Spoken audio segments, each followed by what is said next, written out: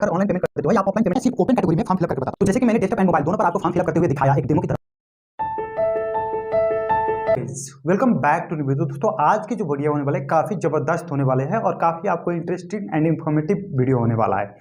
तो मैं इसमें आपको ढेर सारे इन्फॉर्मेशन प्रोवाइड करने वाला हूं जो कि सी के ऐप फॉर्म फिलअप के रिलेटेड है और इसमें आपको एक डेमो भी दिखाने वाला हूं कि किस तरह से आप फॉर्म फिलअप कर सकते हो। इस डेमो में आपको सारी चीज़ मिलेगा जो कि आपको पेमेंट से लेकर डॉक्यूमेंट रिक्वायर्ड और आप कैसे फॉर्म को एडिट सबमिट एंड कैसे आप फॉर्म को फाइनली अपना कंप्लीटेशन स्टेज तक पुगा सकते हो। तो दोस्तों इसमें शुरू करने से मैं आपको ये बताना चाहूँगा कि आप ये वीडियो को अगर आप सी रियली नेपाल में एमबीबीएस करने के लिए इंटरेस्टेड हो या आप सी का फॉर्म फिलअप करने के लिए प्लानिंग में हो तो आप ये वीडियो देख ही कर अपना फॉर्म फिलअप करें, क्योंकि इस वीडियो में आपको वो सारे चीज़ें से भी फेमिलियर कराया जाएगा जो कि 2020 मेडिकल एजुकेशन आने से स्टूडेंट ने फेस किया है फॉर्म फिलअप करते वक्त, और क्या क्या डिफिकल्टीज हो सकते हैं और क्या क्या पॉसिबिलिटीज है जहां पर स्टूडेंट मिस्टेक कर सकता है। तो बिना देरी किए हुए स्टार्ट करते हैं वीडियो। फॉर्म फिलअप आप करने के मतलब 2 डिवाइस से कर सकते हैं, आप अपना लैपटॉप कंप्यूटर से भी कर सकते हैं या आप अपने मोबाइल से भी कर सकते हैं। फॉर्म फिलअप टोटली ऑनलाइन है और फॉर्म फिलअप करने के 3 तरीके हैं आप जहां से आप फॉर्म फिलअप कर सकते हो। पहला कि आपको जो पीडीएफ दिया है वहां से स्कैन करके भी फिलअप कर सकते हो। दूसरा करने का मतलब कि आप मेडिकल एजुकेशन की वेबसाइट से जाकर MSCBL जो पोर्टल है वहां पर से जाकर फिलअप कर सकते हो। तीसरा करने का मतलब कि आप डायरेक्ट जो अपने गूगल की या क्रोम की ब्राउजर पर जाकर आप वो फॉर्म की जो लिंक है उसको आप क्लिक कर भी फिलअप कर सकते हो। तो कैसे कर सकते हो वो सारी चीज़ें हम लोग आगे वीडियो में बताने वाले। तो आपको एप्लीकेशन फॉर्म फिलअप करने के लिए क्या क्या डॉक्यूमेंट रिक्वायरमेंट है। तो पहले आपके डॉक्यूमेंट सबसे जो मोस्ट इंपॉर्टेंट है वो करने मतलब कि आपकी पेमेंट की लास्ट की 6 डिजिट।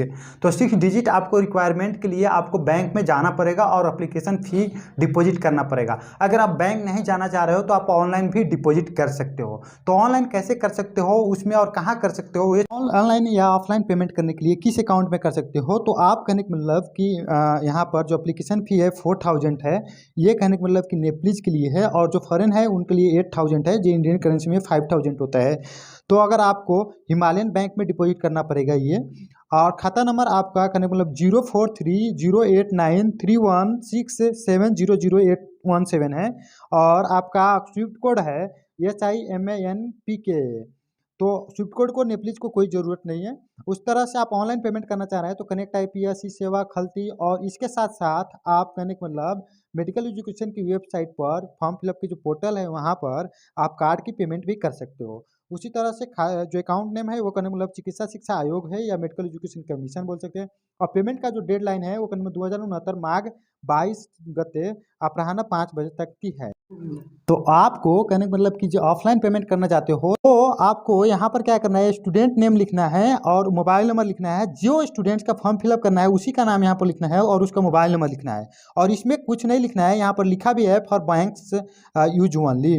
और अकाउंट नंबर जो हमने बताया 04308931670017, जो ये अकाउंट मेडिकल एजुकेशन के अकाउंट नंबर है, यहाँ पर उनका नाम भी लिखा है। तो ये चीज़ आपको अकाउंट नंबर मेंशन करने की कोई ज़रूरतें नहीं है। और अमाउंट्स में आपको 4000 लिखना है, जो 4000 हुई, और यहाँ पर अमाउंट्स इन में 4000 लिखना है, और जिस ब्रांच में आप डिपॉजिट कर रहे हो उसको ब्रांच का नाम लिखना है। और यहाँ पर डेट नेपाली में लिखना है आपको, मेडिकल एजुकेशन ने साफ साफ बोल दिया है। तो 2069 और आप डेट फिलअप करो जिस दिन एप्लीकेशन फी में आपको टिक लगाना है, क्योंकि आप एप्लीकेशन के यहाँ जिसके द्वारा डिपॉजिट किया जा रहा है तो वो उसका नाम उनका नाम लिखना है। जैसे कि स्टूडेंट भी हो सकता है और उनके पेरेंट्स भी हो सकता है, डिपॉजिट में उनके दोस्त रिश्तेदार भी हो सकता है। डिपॉजिट कर देते हो मेडिकल एजुकेशन की अकाउंट में जाकर हिमालयन बैंक में, अपने नियरेस्ट बैंक में, जैसे कि मेरे नाम से मानो डिपॉजिट करना है, मुझे एप्लीकेशन फॉर्म फिलअप करना है, तो अभिषेक यादव और मेरा नंबर हो गई, और ये बैंक यूज के लिए है। और उसके बाद यहाँ पर आपको अकाउंट नंबर है वो 4000 लिखना है आपके यहाँ पर 4000। यहाँ पर बानेश्वर में डिपॉजिट कर रहा हूँ, तो यहाँ पर मैं कोटेश्वर में रहता हूँ, तो बानेश्वर और सातों बाटों मुझे नियरेस्ट पड़ेगा, तो मैं बानेश्वर को चूज किया। और यहाँ पर जिस दिन को डिपॉजिट करना हुआ आज 25 है आज, और एप्लीकेशन फी में, और राम पूजन द्वारा डिपॉजिट किया जा रहा है, जैसे कि राम पूजन राम, और यहाँ पर उनका साइन है और 80 मेरा ही नंबर रख दिया है, कोई प्रॉब्लम नहीं होने वाला है। तो बैंक क्या करेगा अब आपको कि ये चीज़, ये जो कॉपी है यहाँ पर स्टाम्प लगाकर वो बैंक रख लेगा, और यहाँ पर आपको यही चीज़ ट्रांजेक्शन नंबर यहाँ पर TTT, और यहाँ पर आपको ट्रांजेक्शन नंबर लिख कर दे देगा। और यहाँ पर, और या बैंक कभी कभी क्या करता है ऊपर भी आपको TT इस तरह से लिख देता है। और आपको यहाँ पर चीज़ें लेकर आना। तो ये चीज़ जो है यहाँ पर आप जो नंबर प्रोवाइड किए हो, इस नंबर पर आपको ये ट्रांजेक्शन नंबर मैसेज भी आ जाता है, मैसेज अलॉट में।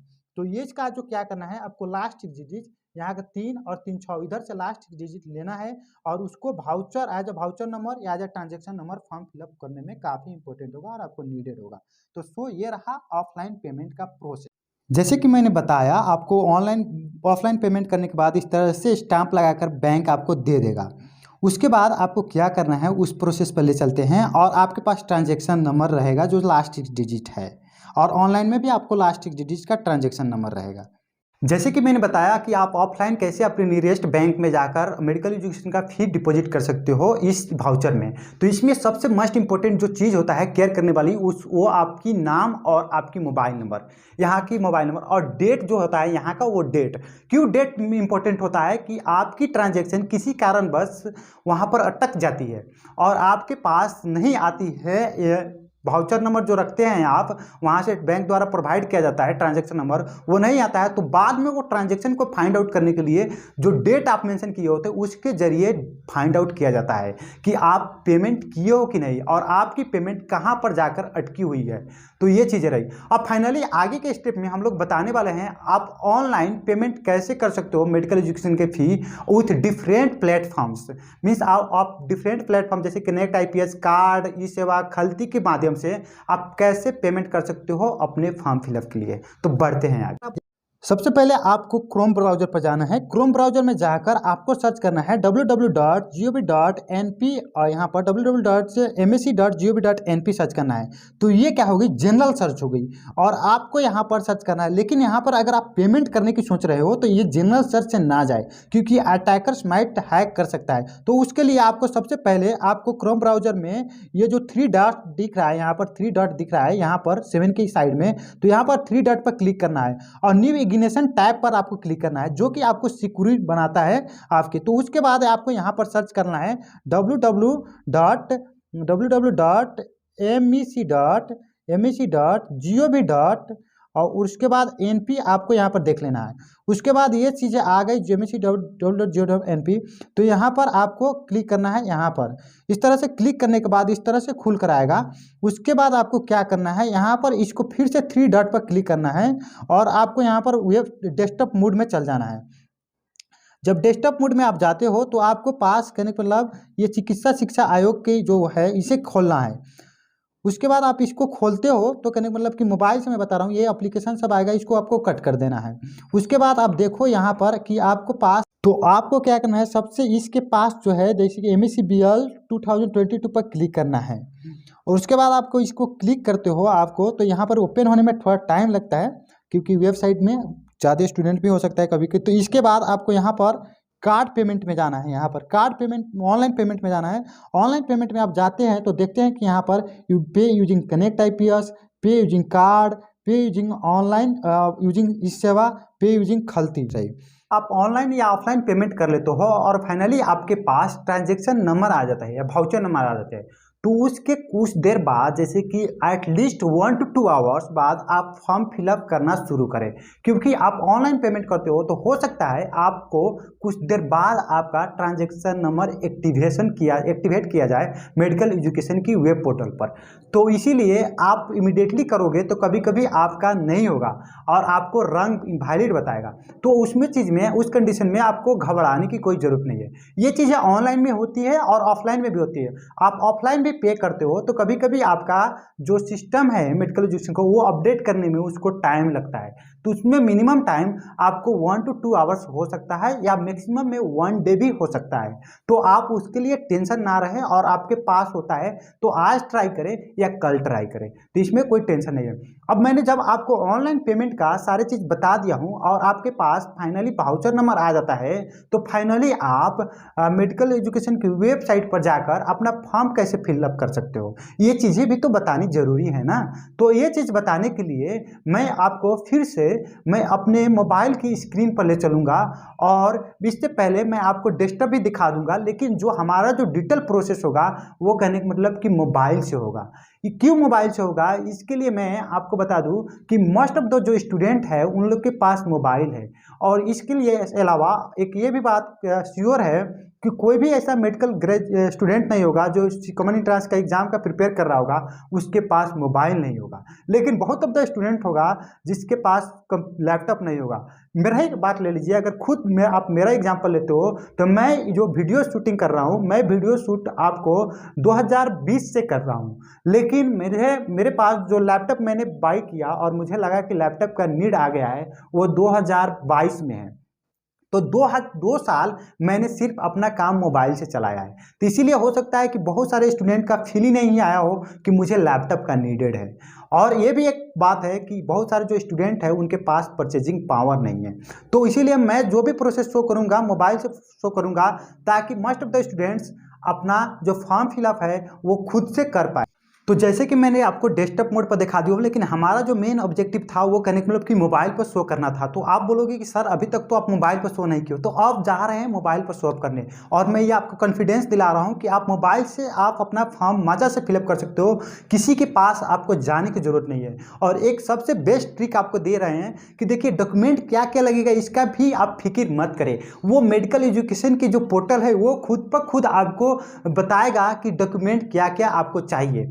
तो सबसे पहले आपको एक ही डॉक्यूमेंट लेकर आना है जो कि वाउचर नंबर है। और वाउचर नंबर कैसे ले सकते हो वीडियो के आगे हम बता दिए हैं। और आपको ये वाउचर नंबर एंट्री कर कर आप आगे बढ़ोगे तो उसके बाद सारे चीज़ आपको मेडिकल एजुकेशन खुद पर खुद बताता चलेगा। लेकिन मस्ट मैंडेटरी डॉक्यूमेंट आपको मैं यहाँ पर बता रहा हूँ, एक्सप्लेन कर रहा हूँ। मस्ट मैंडेटरी डॉक्यूमेंट में आपको एक वाउचर नंबर हो गई, दूसरे कहने का मतलब कि आपकी 10 क्लास की मार्कशीट हो गई, तीसरे कहने का मतलब कि आपकी 12 क्लास की ट्रांसक्रिप्ट, उसे मार्कशीट भी बोल सकते हैं, चौथे कहने का मतलब कि आपकी अपना सिटीजनशिप हो गई, पांचवें में कहने का मतलब कि आपकी राष्ट्रीय परिचय पत्र नंबर हो गई और उसका प्रिंट का जो एक फोटो हो गई, और छठवें कहने का मतलब कि आपकी एक फोटो हो गई, सातवें कहने का मतलब कि आपकी सिग्नेचर हो गई, और 8वें और 9वें बोला जाए लेकिन मोस्ट इंपॉर्टेंट बोला जाए आपकी मोबाइल नंबर और आपकी ईमेल। और मोबाइल नंबर और आपकी ईमेल ऑनलाइन पेमेंट में भी आपके नीडेड है।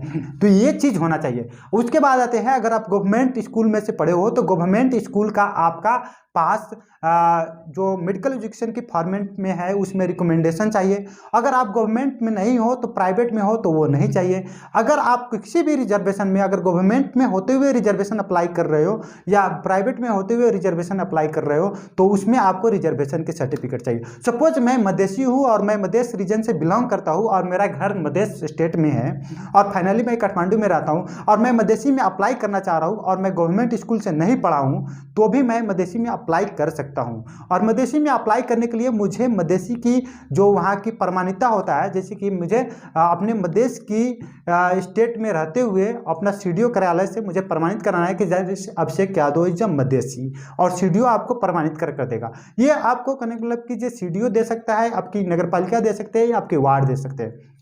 तो ये जो है मधेसी हूँ कहकर ये प्रमाणित लेने के लिए आपको अपना वार्ड से सिफारिश कराना पड़ेगा और आपको सीडीए में जाना पड़ेगा। इस तरह से आप खास सारे पिछड़िए का, अपांग, दलित, मुस्लिम से आपको करने मतलब कि फॉर्म फिलअप करने के लिए मेडिकल एजुकेशन की वेबसाइट पर जाना है और अपने क्रोम ब्राउजर पर इस पर से डेस्कटॉप साइड में चल जाना है।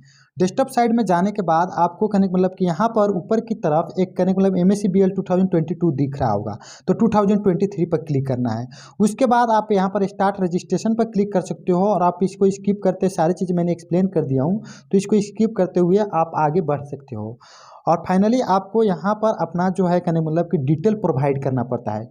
और ये चीज़ पर आप कैसे आ सकते हो, एक और इजी तरीका है जो कि आपको देख सकते हैं यहाँ पर मेडिकल एजुकेशन द्वारा जो PDF है उसमें प्रोवाइड किया गया है। आप https://entrance.msc.gov.np लॉगिन करके भी कर सकते हो, या आप सिंपली इसे स्कैन कर भी आप कर सकते हो।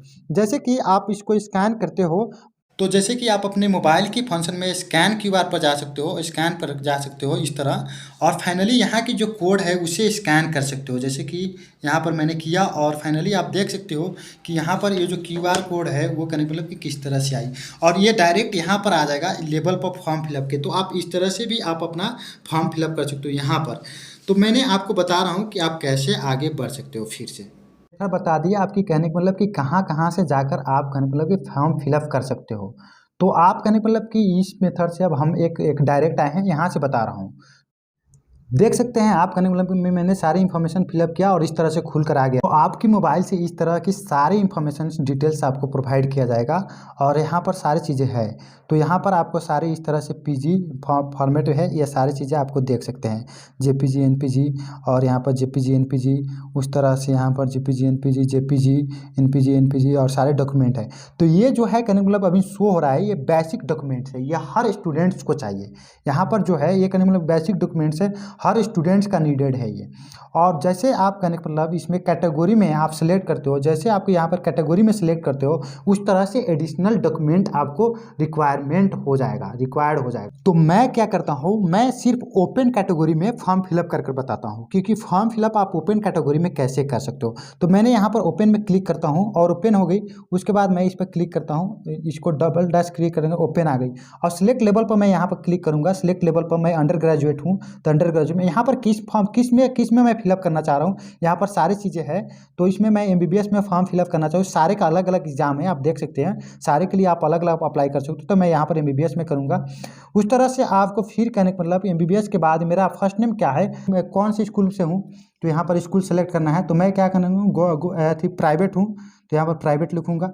उस तरह से क्या है आपका यहाँ पर प्रीवियस क्वालिफिकेशन क्या है, मेरा प्रीवियस क्वालिफिकेशन में क्या है, मैं +2 हूँ, इक्विवेलेंट डिप्लोमा नहीं हूँ।